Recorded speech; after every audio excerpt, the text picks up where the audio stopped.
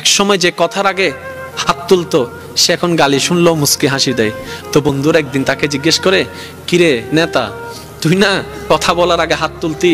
তখন সে বলে, পাগল ছিলাম তখন তুলেছি, বুঝতে পেরেছি ওই জগতে কিছু নাই, আল্লাহর প্রেমের ধৈর্যের জগতে অনেক বড় নিয়ামত আছে। এত বড় বড় সফল ব্যক্তি যদি ছোটবেলায় লাথি খাইতে পারে, আপনি পারবেন না কেন? আর সবার কথা বাদ দেন, ও নবী, আপনি শুধু একবার বলতেন জিবরাইল উল্টাই দিত, আপনি বললেন না কেন? নবী রাহমাতুল লিল আলামিন বলে, পাওয়ার থাকার পরও যে পাওয়ার দেখায় না সে তো সত্যিকার পাওয়ারফুল ব্যক্তি। সুবহানাল্লাহ। যার হাসে কিছু নাইতে হবে, দেখ চিনস নাই হন, এর নাম জানোস না, আর বা ফোন চিনস না, যার তো নাইতে হবে। আর যার থেকে আছে, যার থেকে পাওয়ার আছে সে কি চুপ। যার থেকে সত্যিকার ক্ষমতা থাকে সে কখনো কথা বলে। আপনাকে গালি দিল, আপনি উল্টা গালি দিলেন, ধৈর্য ধরলেন। কিন্তু আপনি যদি বলতেন, দিলে দাও গা, আমাকে গালি দিছো দাও গা, সে উল্টা ভাবনায় পড়ে যাবে, কি রে কারে গালি দিই, সে তো লড়ে না। সত্যি করে বলেন তো, আপনাকে কয় মিনিট গালি দিতে পারবে? একবার, দুইবার, তিনবার। গালি কখন ঝগড়া হয় জানেন? একটা দিয়েছে দুইটা দিলেন, দুইটা শুনে তিনটা দিয়েছে চারটা দিলেন, এভাবে কিন্তু বাড়তে থাকে। এবার সে আপনাকে একটা দিল, আপনি হাসলেন, সে দ্বিতীয়বার দিল, আপনি হাসলেন, সে তৃতীয়বার দিল, আপনি হাসলেন, শেষ পর্যন্ত সে নিজে লজ্জা পেয়ে ওখান থেকে চলে যাবে। চতুর্থ গালি আপনাকে দিতে পারবে না, সে যদি আকলওয়ালা হয়।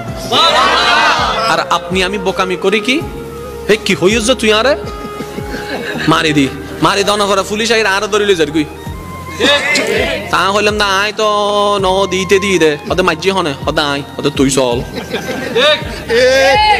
আমি কি বুঝাতে পারছি কথা? আফটার অল আমরা নিজেরাই নিজেদের ক্ষতি করছি। যদি আমরা ইসলামের ফর্মুলা গুলাকে একটু ঠান্ডা মাথায় মাথায় বসাইতে পারি, সফলতা আপনার কাছে, সফলতা আপনার কাছে।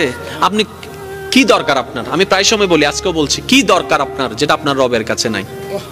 এমন একটা জিনিস দেখান আপনার দরকার যেটা আপনার রবের কাছে নাই, আপনার রব দিতে পারে না। আপনি বলবেন যে না, এমন কোন আমার চাওয়া নাই যেটা আমার রব পূরণ করতে পারবে না, আমার সমস্ত চাওয়া আমার রব পূরণ করতে পারে। তাহলে এবার এই কথাটা শুনে নেন, যেহেতু আপনার চাওয়া সব রবে পূরণ করতে পারে, আপনি রবের হয়ে যান না, রবের হয়ে যান না, রবের হয়ে যান না। কোরআনের ভাষায় বলতে গেলে সিবগাতাল্লাহ, আল্লাহর রঙে রঙিন হয়ে যান, আল্লাহর রঙে সেজে যান, আপনার কিছু কমতি হবে না।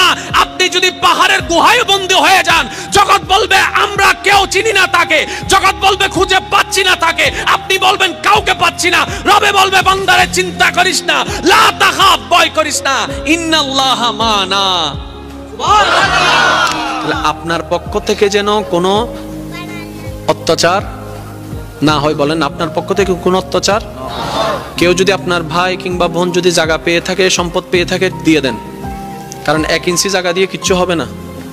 ঠিক ঠিক। আল্লাহর ওয়াস্তে একটু বুঝেন, 1 ইঞ্চি জায়গা দিয়ে কিচ্ছু হয় নাই, কিচ্ছু হবেও না, কিন্তু হাসরে গেলে অনেক কিছু হয়ে যাবে ভাই। তো সুতরাং ওইখানে যাওয়ার আগে যত মামলা আছে এখান থেকে সব শেষ করে নেন, ঠিক না ভাই? ঠিক। কারণ আল্লাহর পাল্লায় পড়লে কিন্তু খবর আছে, আল্লাহর বিচারের পাল্লায় পড়লে খবর আছে। আর সবচেয়ে মজার কথা কি জানেন? কোন বান্দা যদি নিজে থেকে চায় আমি পরিবর্তন হব, সে ছেলে হোক কিংবা মেয়ে হোক, সে যদি অন্তর থেকে সে যদি এতটুক চায় আমি পরিবর্তন হব, আল্লাহ পাকও তাকে পরিবর্তন হওয়ার জন্য সাহায্য করেন। সুবহানাল্লাহ। কত বেনামাজি এখন নামাজি হয়েছে জানেন? সুবহানাল্লাহ। কত নামাজি এখন তাহাজ্জুদওয়ালা হয়েছে। সুবহানাল্লাহ। হাজার হাজার আছে। এক সময় নেশা করতো এমন ছেলে, এখন 5 ওয়াক্ত নামাজি হয়েছে এমনও আছে। সুইসাইড করতে গিয়ে ফেরত এসেছে। সুবহানাল্লাহ।